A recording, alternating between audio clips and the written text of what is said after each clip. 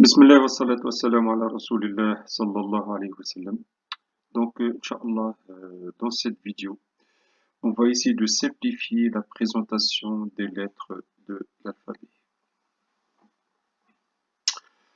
En fait, malheureusement, la plupart des manuels scolaires ou autres présentent l'arabe comme une langue très complexe. Pour eux, chaque lettre s'écrit de plusieurs façons selon sa position dans le mot, soit en tout avec les 29 lettres, on arrive à 120 formes. Donc le but de cette vidéo, Inch'Allah, c'est de simplifier pour en garder que la moitié, Inch'Allah. Donc la plupart des manuels scolaires montrent les lettres de cette façon.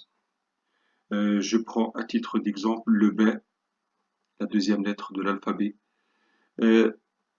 Sa forme initiale, quand elle est au début d'un mot, s'écrit de cette façon. Médiane, de cette façon, finale et isolée. Et pour moi, ça n'a aucun sens.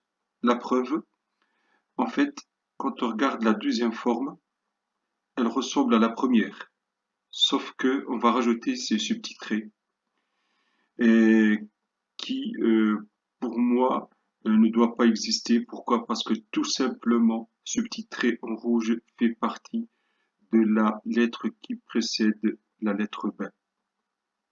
Pareil, quand on regarde la forme finale et isolée, c'est la même. Pareil, on a rajouté subtitré qui fait partie de la lettre qui précède. Et on fait ça avec toutes les lettres. Donc pour moi, ça n'a aucun sens. Pareil, hein, si on continue la présentation de tout l'alphabet, donc on voit que j'ai barré plus que la moitié pour en garder que l'essentiel, on va dire. En fait, c'est vrai que il y a quelques lettres un peu complexes, comme le Ain, comme le Rain, comme le He et comme el Hamza. Là-dessus, je suis d'accord. Mais le reste des lettres, non, je suis pas d'accord. Voilà la preuve.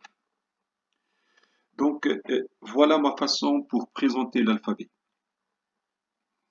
Sur les 29 lettres, on a 8 lettres qui s'écrivent chacune avec une seule forme. Et ça, c'est vrai. Eh ben, déjà, les lettres en jaune, c'est les 6 lettres qui n'accrochent pas les lettres qui suivent, avec les deux lettres ta et za. Ces deux lettres en rouge gardent la même forme, quelle que soit leur position dans un mot.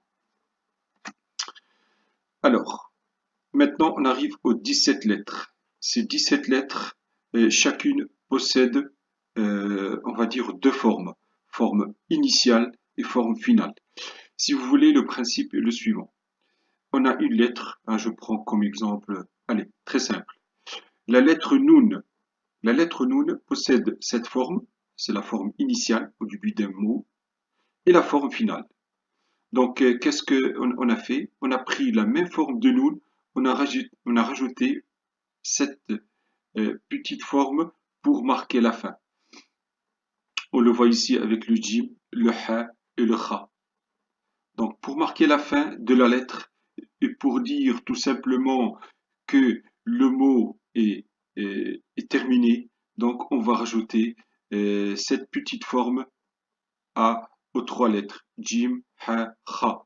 On va faire ça avec les autres lettres comme par exemple sin, shin, sad, dad. On rajoute la même forme. Le B, le T, le C, le F, pareil, on va rajouter la même forme aussi pour les quatre là. Le Kef, le Mim, le Qaf et le Lem.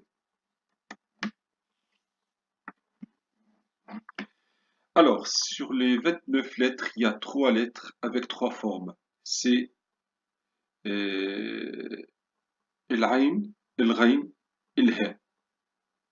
Ain, Ghain, pour marquer la fin, on va rajouter ça.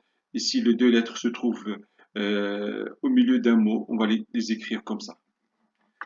Donc, le he.